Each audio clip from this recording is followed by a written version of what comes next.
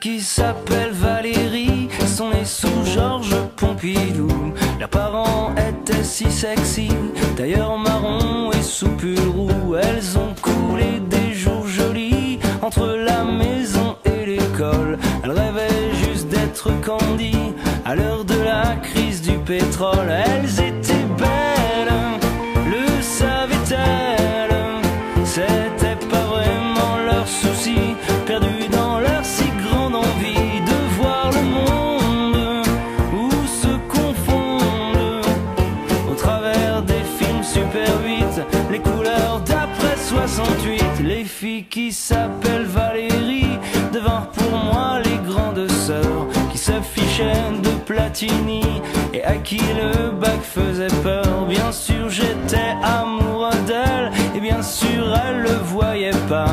Rêvait de Tom Cruise dans Cocktail en écoutant Marcia Baila.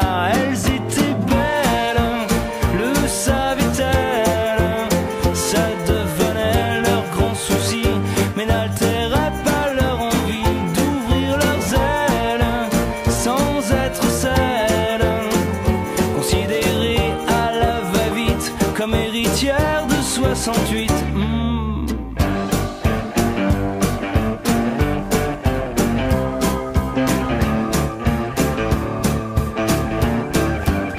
Les filles qui s'appellent Valérie, aujourd'hui elles ont 40 ans. Elles ont 3 gosses et un mari qui travaille plus mais gagne autant. Elles ont perdu quelques espoirs et ont gagné quelques kilos.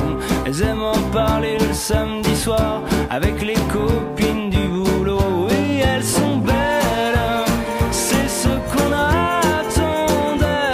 Tous les matins elles sans souci pour faire plaisir à leur mari, doivent être mères et faire carrière, se prennent à regretter limite les conséquences de 68. Les filles qui s'appellent Valérie un jour auront 80 ans, attendront le dimanche midi pour manger avec leurs enfants. Elles seront un peu fatiguées vu qu'elles n'auront plus de retraite. Elles continueront d'espérer, bien nostalgiques, leurs rêves tout bêtes. Elles seront belles, le sauront-elles, ça ne sera plus leur souci.